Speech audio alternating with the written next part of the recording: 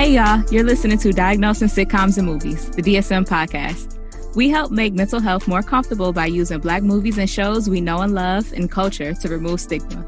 So join our convo with your host, Courtney Copeland, licensed mental health counselor, and Dr. B, licensed professional counselor. I am the stone that the builder refused. I am the visual, the inspiration that made ladies sing the blues. I'm the spark that makes your idea bright. The same spark that lights the dark so that you can know your left from your right. I am the ballad in your box, the bullet in the gun, the inner glow that let you know to call your brother son. The story that just begun, the promise of what's to come. And I'ma remain a soldier till the war is won. Run. Chop, chop, chop. You gon' flip. Chop, chop.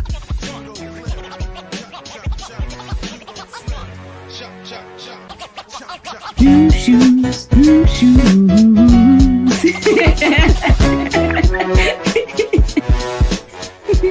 I say that each time I get a pair of new shoes now. Do you? Yes. You know what I sing every time I think about this sitcom? What's that? Booty, butt, cheeks. Booty, butt, cheeks. You gotta go up with it, booty, butt cheeks. You gotta do the booty dance. Booty dance, booty dance. What's poppin', everybody? If you could not tell by now, this episode we will be talking about the American animated sitcom The Boondocks, created by Aaron McGruger for Cartoon Network's Adult Swim. It's based on the comic strip that was originally out first, and then they transitioned that into a sitcom. I actually remember, because that's how much of a nerd I am, I read the Sunday Funnies every Sunday because my grandma got the subscription. And so I remember this as a comic strip. So I was really excited when it became an actual sitcom. Oh, wow. Because it was, he was writing for the University of Maryland's newspaper as well. And I saw something about it being 1999. So when was he doing that comic strip for the newspaper? Was that 99 too? It may have been, but I think it was after that too, because I definitely remember one of the comic strips talking about the funniest name known to mankind or something like that, known to Black men, and it being like Pastor Mason Betha, and then the rest of the comic strip just being them laughing about Pastor Mason Betha. So I know that definitely happened in the 2000s. But Buffalo is a very interesting city. And so it lasted for a little bit. And then it was one of those cities where the comic strip got taken out of our funny pages. Because then I went looking for it because it was so relatable and the jokes were hilarious. And then it wasn't there anymore. Damn. It was like... Yeah, that is something that kind of started happening here and about, and which is why they moved to the larger format of sitcoms. Gotcha. Okay. Interesting how things work. Yeah, actually, it was debuted in newspapers April 19th of 1999. Yes, ma'am. Okay, so what are some of... I feel like I have just a page of just quotables.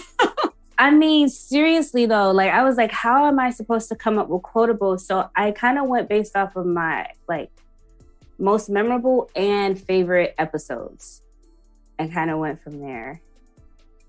Okay, so. I'm ready. Oh, it's on me. Okay.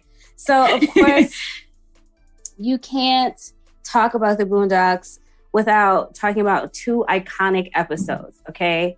One being Tom, Sarah, and Usher. Can't talk about that one. I mean, can't talk about Boondocks without talking about that one. And then the trial of R. Kelly, right? And so for me, how relevant to this day. Look at Aaron McGruger, just the relevancy. He knew that this wasn't going to be the last time this was going to be a conversation, which is a damn shame. A damn shame.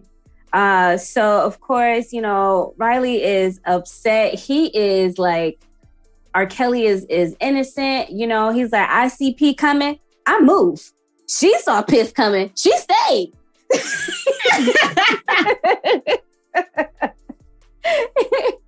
And then Huey's like, damn, you just got shut down by an 8-year-old. Basically. So that's one. And of course, there's more in that episode. Golden shower, you name it. So many other quotes coming from there. And then the Usher episode, are you doing the music video thing again? When he was doing the video. And then my favorite part, I don't know why, it's not even really a quotable, but it's like, let it burn, car. And then they come back. See, my favorite part of his song singing that was, look at my chest. And touching the rain as it's going down the windowsill. He was so dramatic. Had to get the pimp named Slickback involved. My name is a pimp named Slickback. Like a Tribe Called Quest. You say the whole thing. A pimp named Slickback. Yes, every time. Yes, every time. Let me see. And then, what's another one?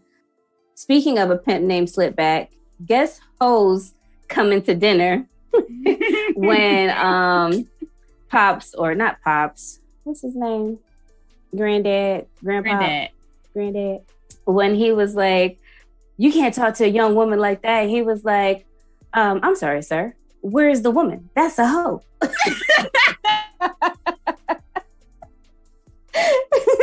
And then Huey and Riley was coming up with this checklist of whether or not she was a hoe. And it was like, can she run in heels?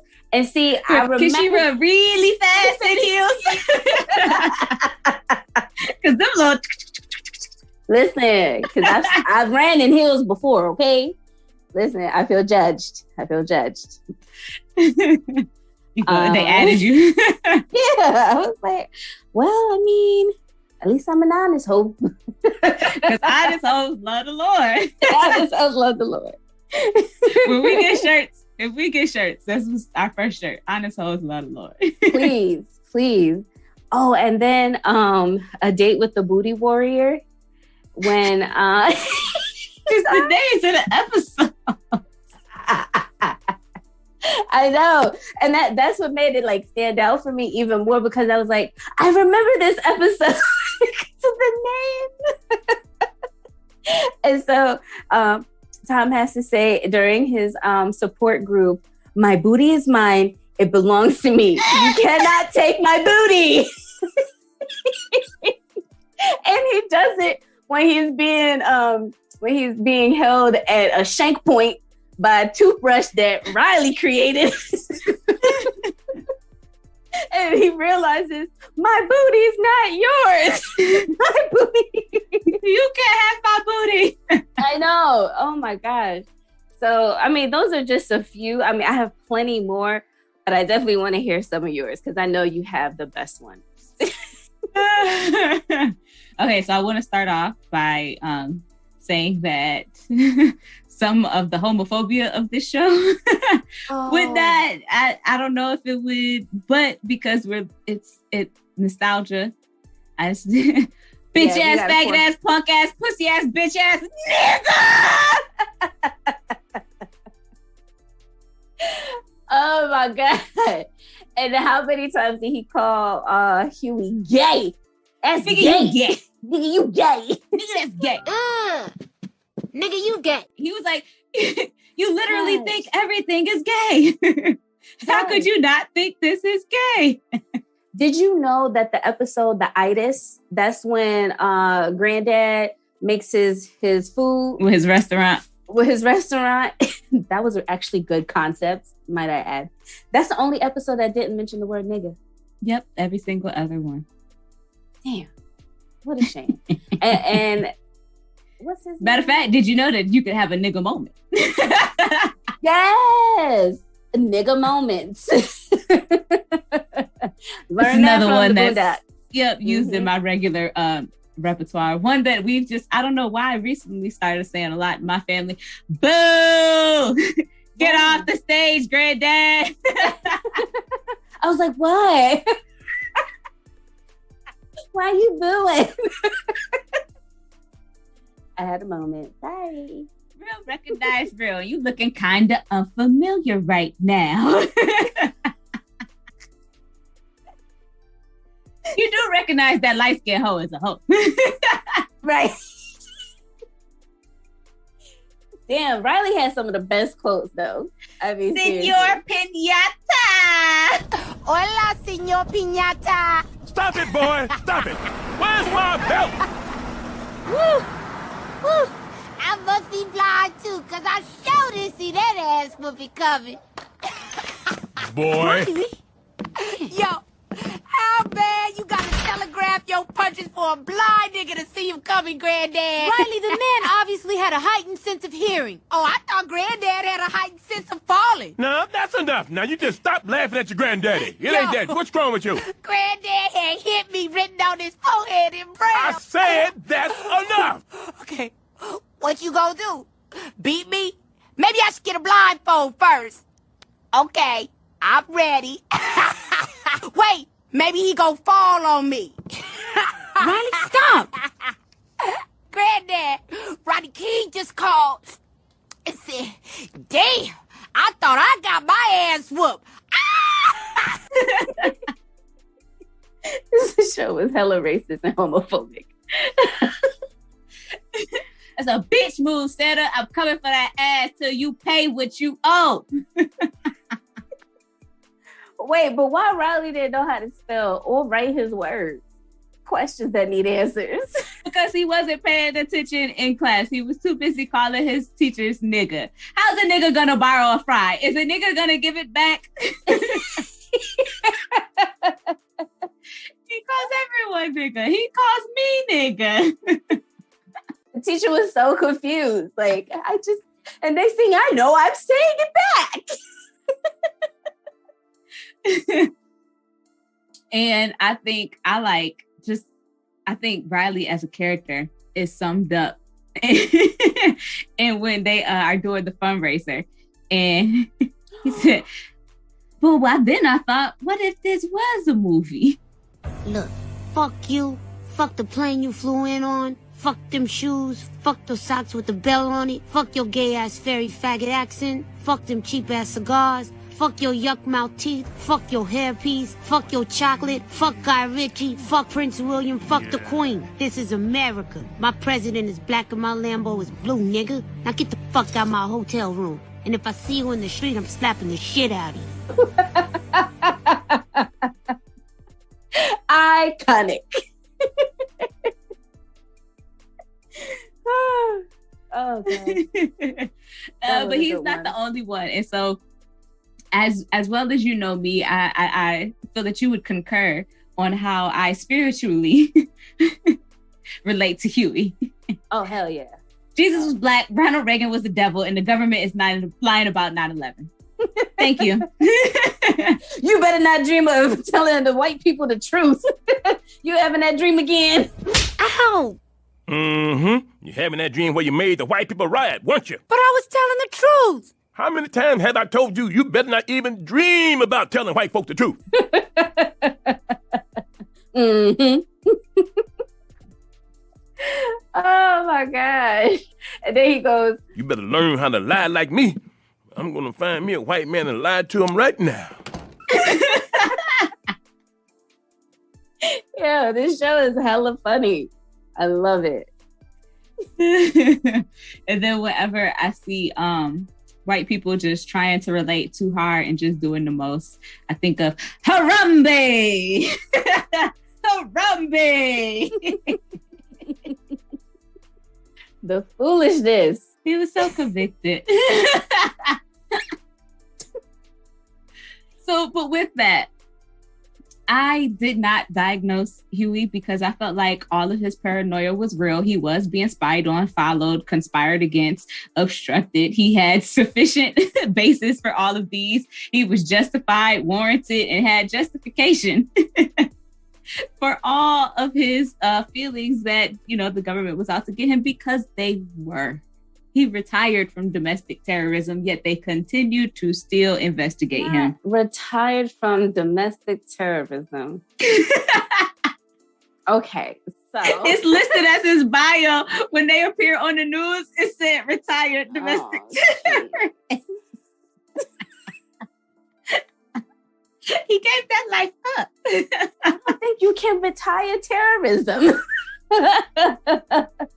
In all honesty, not in America. Look, if you could leave the gang, if you could leave the mob, you can retire from domestic terrorism.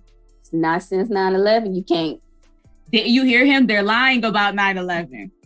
They are. And you know what's sad? And this has nothing to do with nothing.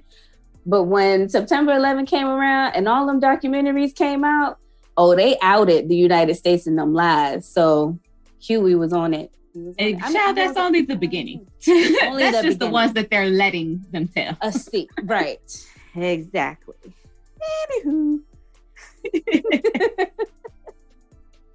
I just need to add that every time my family goes to Red Lobster, we say, not the cheddar biscuits.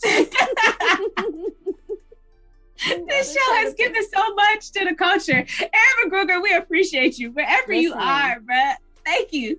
We love you, man. We love you. Because without this, I don't even know what we would do. And then what I really loved about it was that I realized late in the game, of course, that each episode was actually somewhat of a true story. Mm-hmm. Mm-hmm. Even the one with Riley and his teacher, that was actually a true story of a student. And they depicted the very opening scene was the exact interview and setup for that particular news story or coverage. I was like, wow, okay, I see what y'all did there. And then the one with Oprah Winfrey giving out that coupon.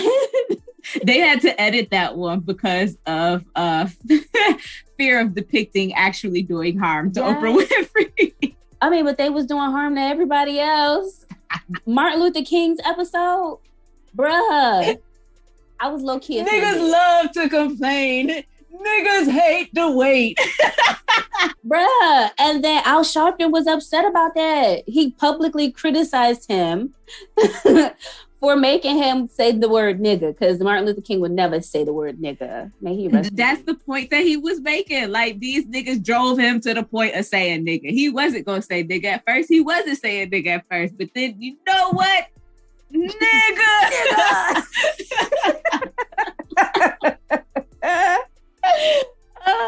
And then why they had to make him sound so slow? I was like, he did not talk like that all the time. Stop it.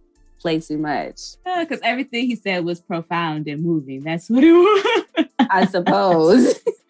And then the Booty Warrior, A Date with the Booty Warrior, was actually the prisoner, Fleece Johnson, went off that episode of Locked Up.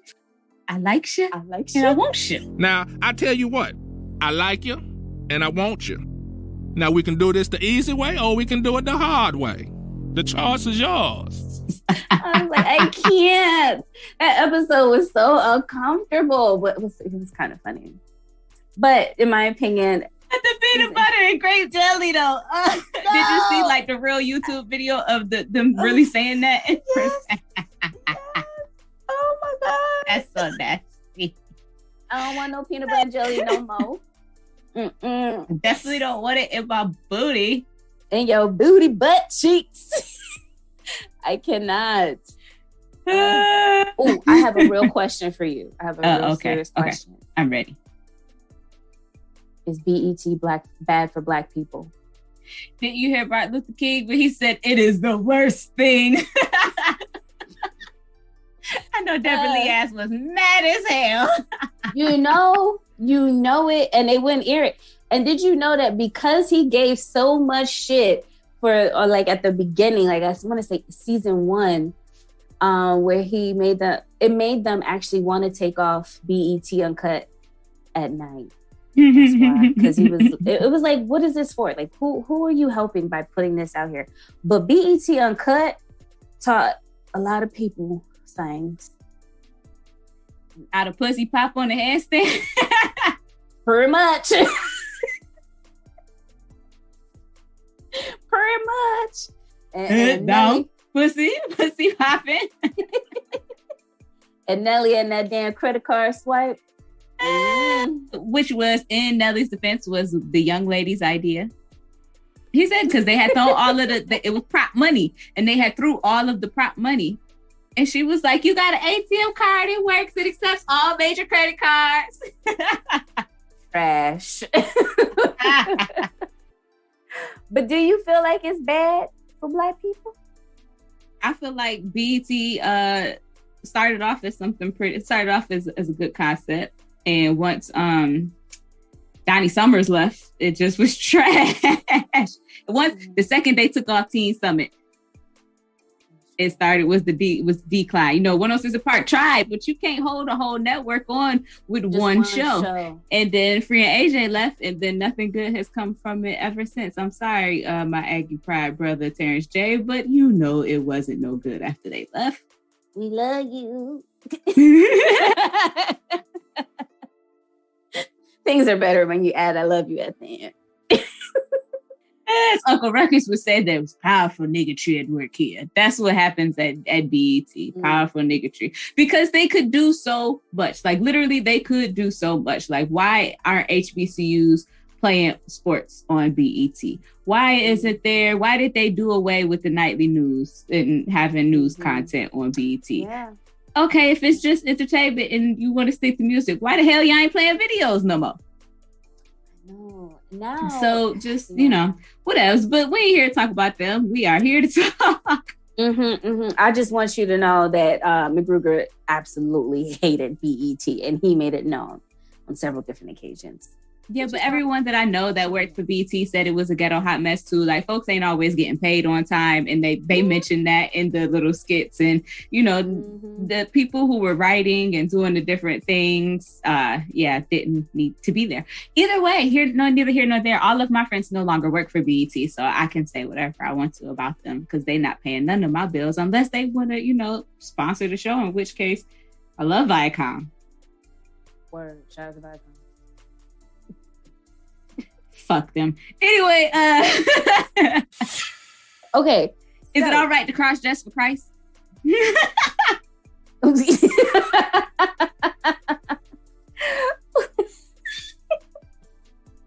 But just from the Tyler Perry episode, which you will never see air anywhere else in the world because Tyler Perry was not having that shit. He was pissed. He shut that shit all the way down. You can still stream the ones about BET. You can't even stream the one about... No, sir. No, sir. It's only listed for record purposes only. But he read that man for filth. Okay. Sure did. And he was going to keep the main person's name, Tyler Perry, too. He sure was and had to change it. Because he was trying. He gave no fucks. He was like, still that nigga Tyler Perry. Let me ask you a question. Did you know that there were mixtapes made for each season of the Boondocks? No. Girl, they out there. You can go listen to them right now. Each season has its own mixtape. Get the out of here. Yes, so you can, I guess, bump butt cheeks.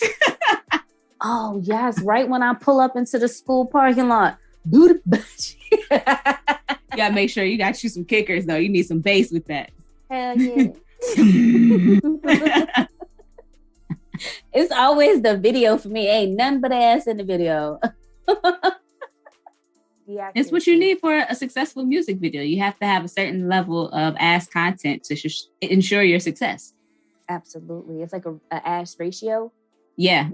It's a quota. You got to meet it. Right. Unless you're an R&B singer, then you have to have chest. Like Tom. Look at my chest. Okay, so with that being said, what did you diagnose Tom Dubois with? Lord. Or did you diagnose Tom? I guess is a more fitting question first. I did diagnose Tom. Okay. Hold on, because I gotta go to the exact page. But I diagnosed him with specific phobia. Me too. I was gonna say fear of injury, but then I was like, maybe it's the situation. Okay, so I got very specific. I got very specific with my specific phobia. So let me hear what you think. Okay, well, friends. Okay, so this is under the anxiety disorder section of the DSM. And specific phobia has this list of criteria, of course, but then it gives you a code based off of the phobic stimulus. And so they have animal, natural environment, blood injection, injury, other codes that are listed, situational, and other. So for me, at first I had wrote out fear of injury. And then I was like, because like they gave you the example of needles and invasive medical procedures, and then other says situations that may lead to choking or vomiting in children, loud sounds, costumes, characters, and shit like that. But I didn't know exactly how to give him the phobia of getting raped in the butt. Being anally raped. Okay, so then let me do that for you. So I have 2 under the situational specific phobia. The first one is carcerophobia, which is the fear of prison. And anyone can suffer this fear, even though they have done nothing illegal in their lives, where they even outline how Tom specifically lived his life so that he would not go to prison. Yes. Yeah. Sufferers would usually have obsessive thoughts about what life is like in prison, which would lead me to my second specific phobia, which is virginitophobia, which is the fear of being raped. And so I put those 2 together to describe his fear of going to prison and being anally raped. There you go. See, and I was just so stuck on being in the DSM, I didn't even think to look up the different types of phobias that are out there. So look at you doing the damn thing. Okay. My due diligence to diagnose my mulatto brother Tom here. Who is he, even mulatto, or is he just light skinned? The world may never know. Okay, so if Tom was my client, I might do some schema therapy with him because clearly he is replaying this one scene of this prison movie that he has seen in his head over and over, and possibly maybe some CBT, so we could do some cognitive restructuring on his thoughts surrounding him going to prison and being anally raped. Some relaxation strategies to clear the anxiety that comes along with it, some mindfulness. He unfortunately got exposure therapy, some flooding by being put into prison, which obviously overwhelmed him. But it made him come out just a tad bit stronger. But when he called Sarah on the phone, I gotta go back for the kids. He left the kids. And Riley gave him so much shit for leaving them. He deserved it. He did. He cussed him clean out. How you gonna leave us? So I agree, and I thought it was interesting because the depiction of the support group and what he learned, the support group actually came in handy for him. So that was you can't have my booty. And the way he does the thrust, the thrust, he's basically throwing it back. Right. That's supposed to help you. Okay. Oh. So yes, that's what I have for him. I mean, that was really all I really could have. I mean, they kind of outline how that fear has shaped his entire life. So I feel like everything that goes on with Tom is better explained about, even his decision-making processes, all explained about by his fear of going to jail and being anally raped. Okay, who's next? Okay, so my baby Riley.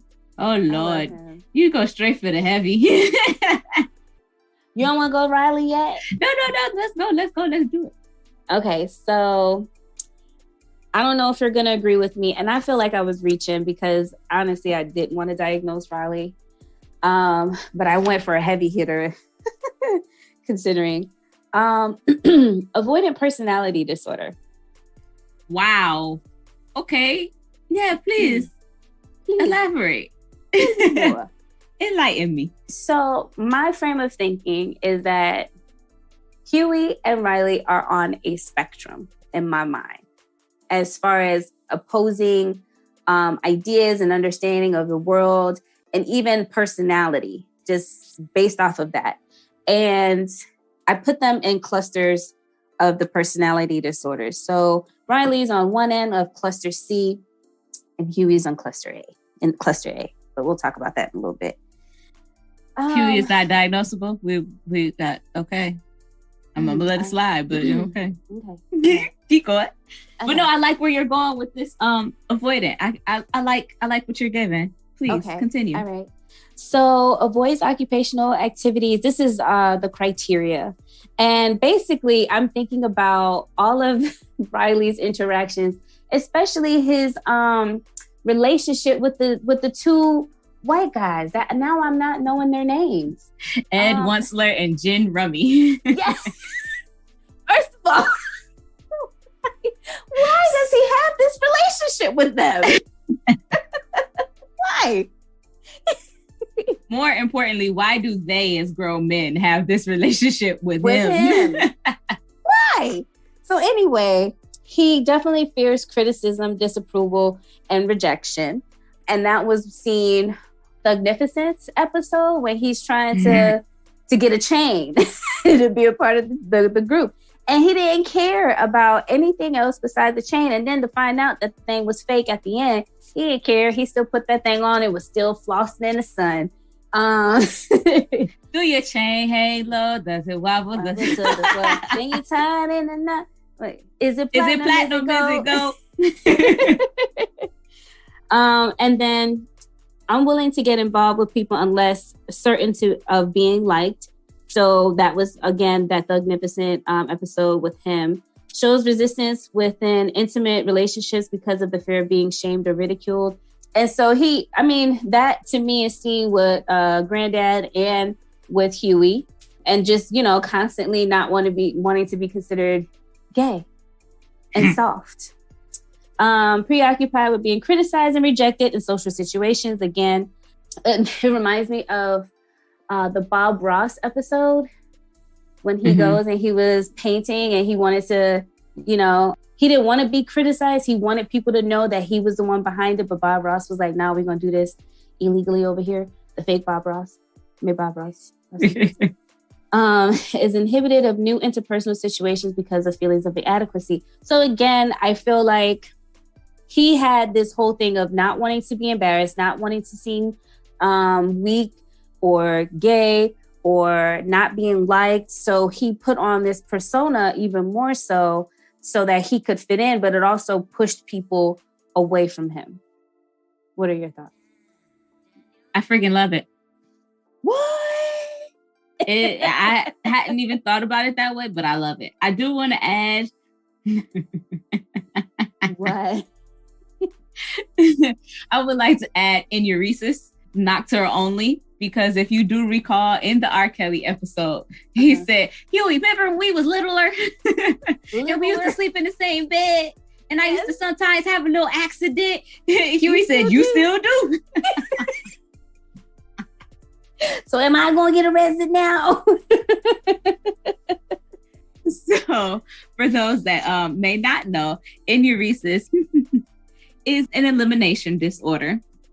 And so for him, the criteria I felt like he met was the voiding of urine into bed or clothes, whether involuntary or intentional. This behavior is clinically significant as manifested. Poor Riley. A clinically significant distress or impairment. And the chronological age is at least 5 years old. And we all know that Huey is over that age. And so I did give him enuresis.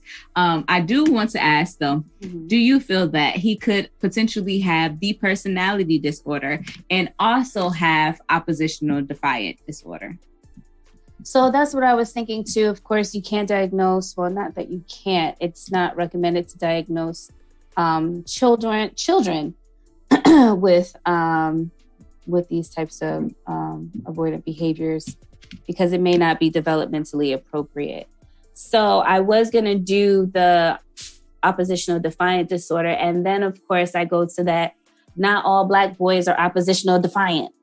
So that's why. Not all of them are, but I think Huey. Huey might be. I suppose.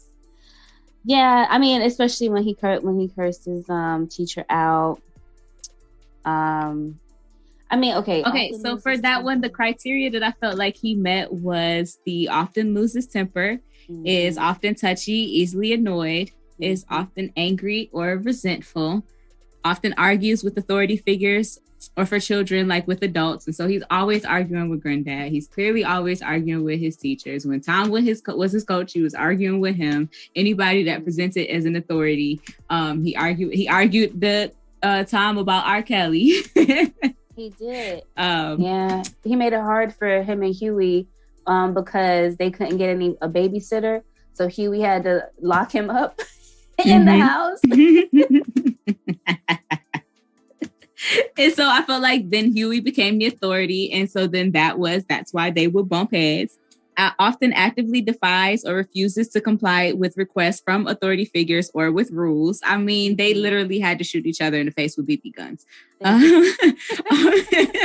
Often deliberately annoys others, often blames others for his or her misbehaviors, which kind of, yeah, I could see him. It was never his fault. And then has been spiteful or vindictive at least twice within the 6 months. And I left that with, pay me what you owe, Santa. Yep. Mm-hmm. And this disturbance in behavior is associated with distress in the individual or others in his or her immediate social context. So the family, the peer group, and colleagues. But I said not full conduct disorder because he did not want the level of trouble that LaMilton was on. So when LaMilton came smoking with cigarettes, he didn't want to run with him no more. He was like, I'm not home. I do not want that type of trouble. So what would his severity be as far as the specifier?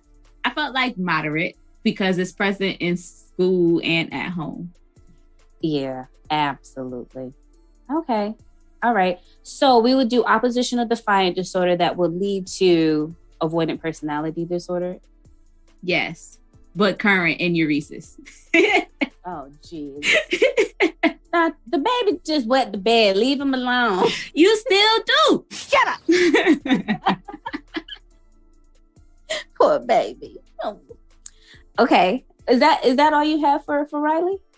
I do. I would want to work with him on reality testing because he did feel that everything that he saw in the videos was real. And so when the first rapper that was voiced by Mos Def was gay, he did not want to believe that because that's not what happens in the videos. Or when he dropped the gun, that's not very gangster of you. And then when he cursed out the dude in the fundraiser, it was, I thought, what if this was a movie? And so I would want to make sure we are working on reality testing with him, social skills training, possibly, so that he can stop cursing everybody out and yelling at them. Some family dynamic stuff to work on the relationship between him and Huey. So maybe they could stop physically assaulting each other with weapons. That would be a big goal. And then some maybe possibly pair management training for Grandad. Absolutely. Because Grandad is over it. He trying to not be bitchless. I mean, he wants to be bitches. They call me bitches because I got so many bitches. Yeah, that's what he's trying to be. Yeah, but right. And so it is a hard transition from being an empty nester to then having two small children again, and then having two small children like Huey and Riley. I think Grandad ain't doing terrible, but he could use some additional supports. He could. Okay.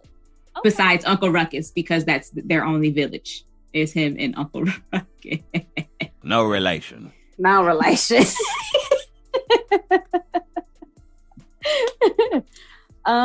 Okay, so then I want to go on Uncle Ruckus because you mentioned him, but I did want to talk about Huey. And well, we don't have to really talk about it, but of course we can about how you are unfairly and unjustly diagnosing this young man.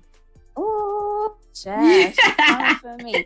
So this is cluster A, personality disorder, paranoid personality disorder. But I agree with what you said earlier. It's not that.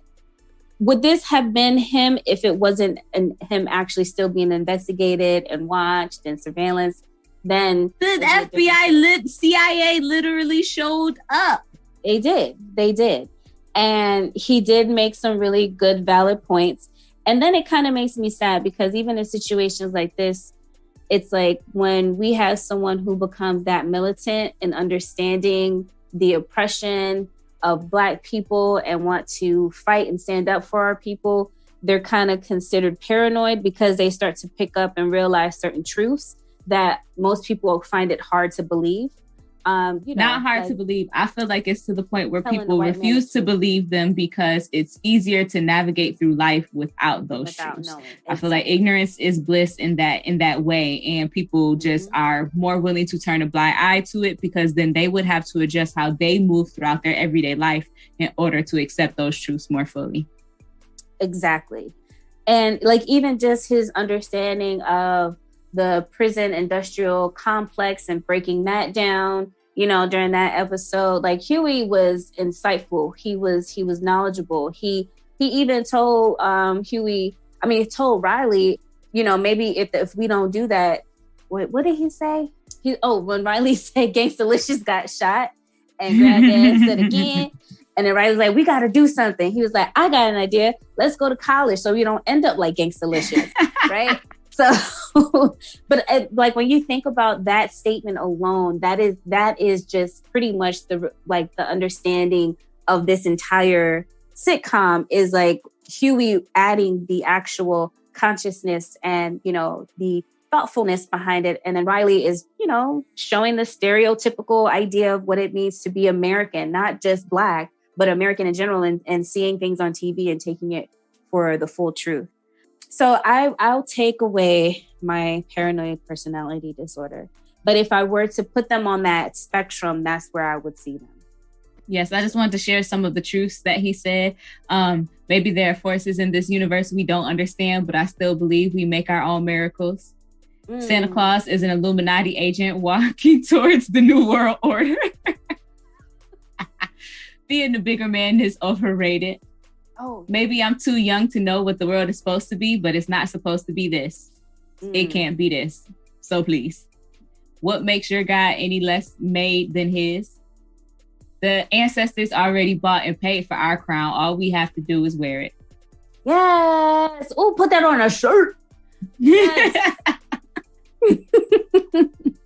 I love that. Just wanted to share those bits of wisdom from Huey. Yes. Thank you, Huey. We appreciate your words of wisdom. And then, I don't know, but he's my last. I'm not sure if he's your last, but Uncle Ruckus. Oh, child. Lord have mercy. I gave him, so this is dissociative disorders. And you know, this dissociative identity disorder was formerly known as multiple personality disorder, DID. Mm-hmm. So I gave him depersonalization. And the criteria is the presence of persistent or reoccurring experiences of unreality, detachment, or being an outside observer with respect to one's thoughts, feelings, sensations, body, actions. Distorted sense of time, unreal or absent self, emotional and physical numbing. So basically, anytime that there was a Black situation, such as his interaction with Martin Luther King, he felt himself as being on the white person's side versus the Black experience. And so that's why I said depersonalization. And every moment that he had a chance to talk badly about the Black experience, he was on it. So those are my thoughts. I took a different approach at Uncle Ruckus and in his treatment and how I would view him as a client. I started I have two diagnoses for him. The first one being factitious disorder imposed on self. Used to be Munchausen's, now fictitious disorder imposed on self. And the criteria is the falsification of physical or psychological signs or symptoms or induction of injury or disease associated with identified deception. And so he, with his revitiligo that he self-diagnosed himself with, the opposite of what Michael Jackson had. But like that's the disease or disorder that he continued to diagnose himself with and continue to spread. But he knew that was a lie. He knew it wasn't true. But yet he just continued. Each day I get blacker and darker. And then the second diagnosis that I did give him to explain a little bit more of his ways of being, I guess would be the best way to describe that, is a general personality disorder. And so for him, that was an enduring pattern of inner experience and behavior that deviates markedly from the expectations of the individual's culture. And it was manifested in his cognition, so the way of perceiving and interpreting himself, him thinking that he is not with all the other Black people for some reason. Okay. Other people, all of his negative attitudes towards Black people and positive attitudes towards white people and the events that surrounded those. His affectivity, which is the range, involves the range, intensity, and appropriateness of his emotional responses, because I feel like they were very wide range. They were very intense and often inappropriate.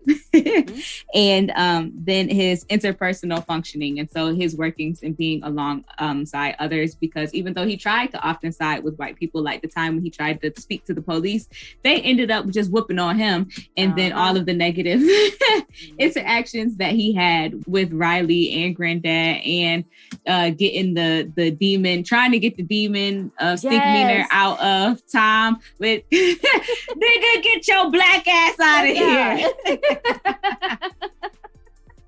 And his drunken singing of a little special ditty, don't trust them new niggas over there.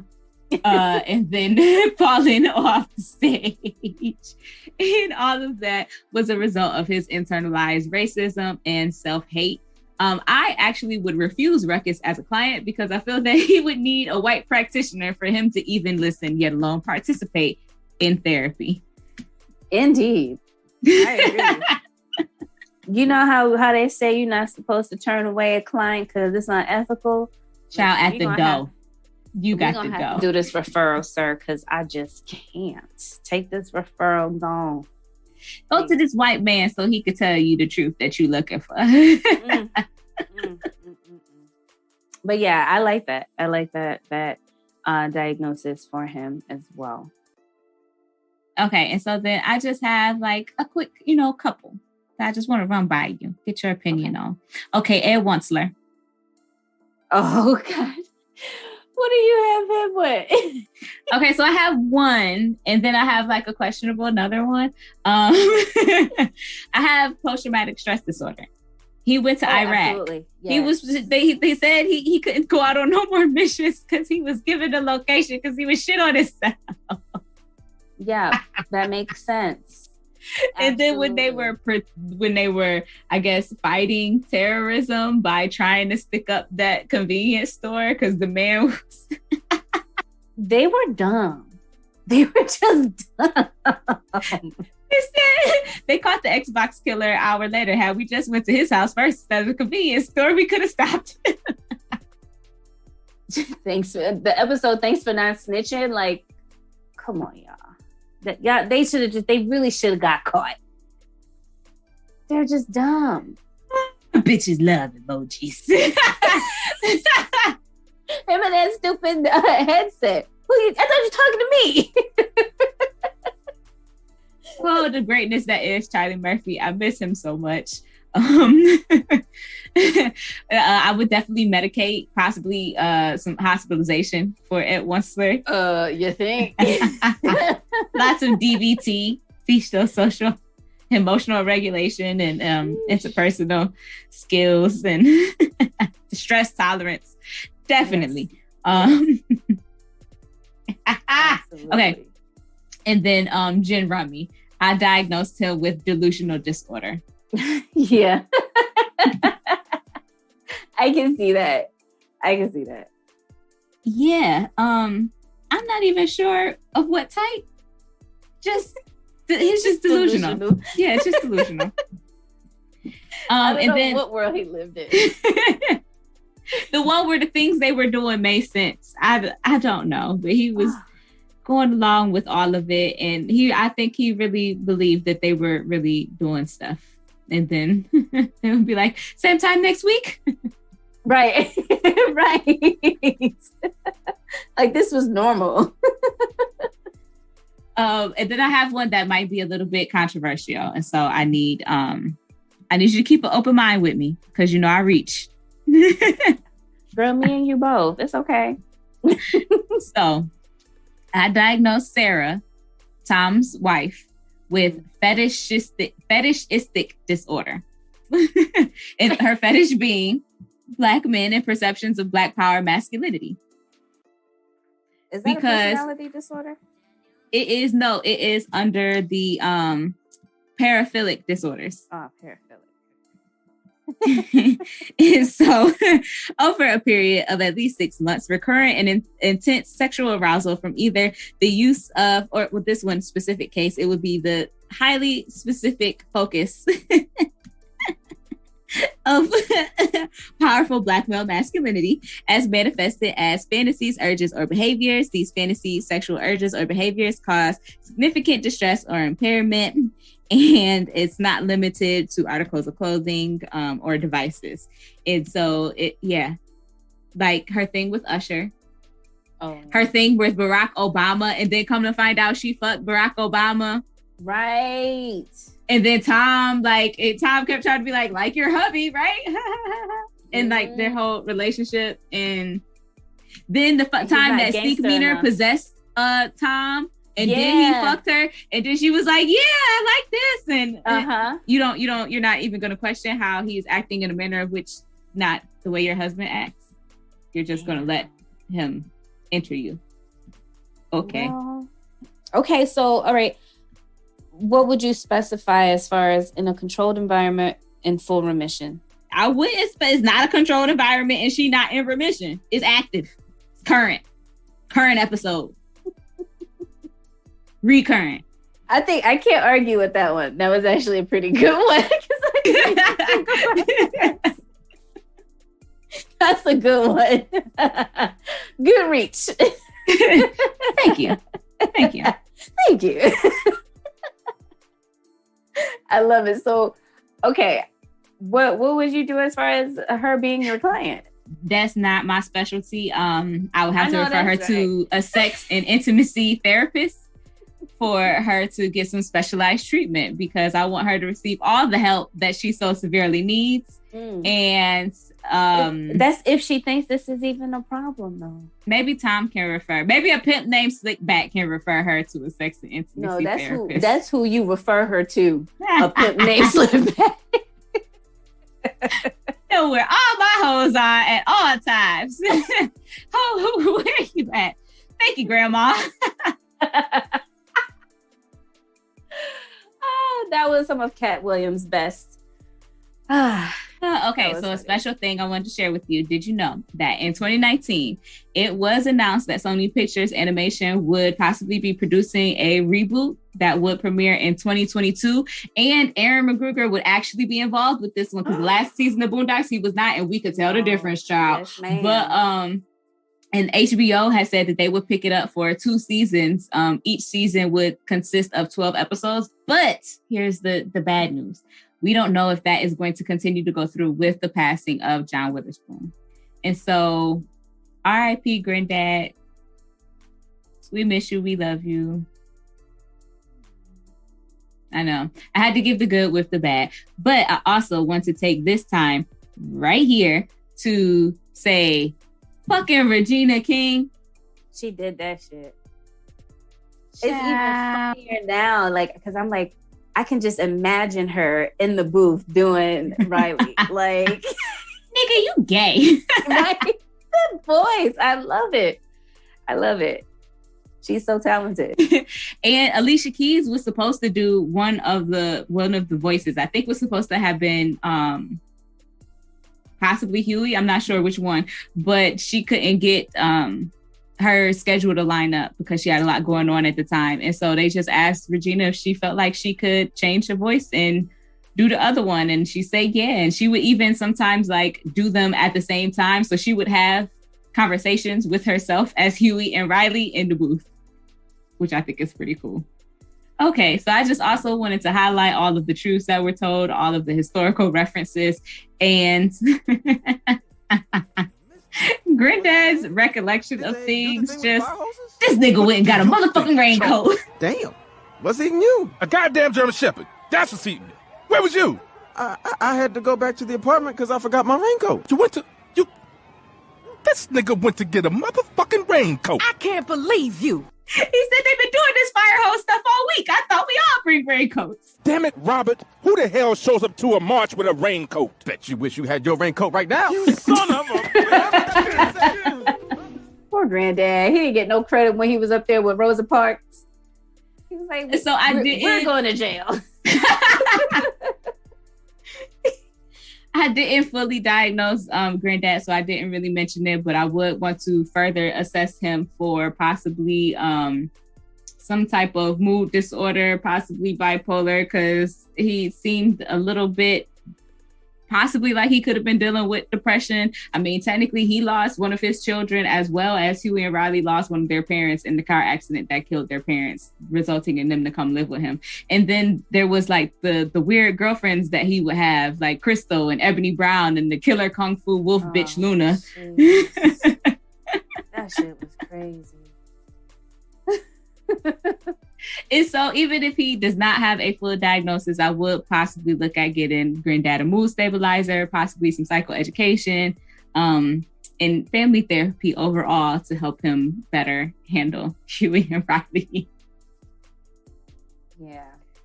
Sir Bitches, Mr. Bitches. Or old nigga, as Magnificent called him. Right. With that being said, if you would like to support the show to help us get more content out to you all, you can visit our website and follow the Support the Show link to become a Patreon member or donate on our Cash App. Now, we're happy to get the kind of money that jingles, but we'd rather the kind that folds. As always, be sure to follow us on Instagram at the DSM Podcast, and you can subscribe to our show wherever you get podcasts. While you're there, go ahead and leave us a comment because we are counselors and actually care about what you have to say. And please, buy our merch. It's there. Purchase. Hurry up and buy. Hurry up and buy. Until next time, y'all. Peace. Okay, bye.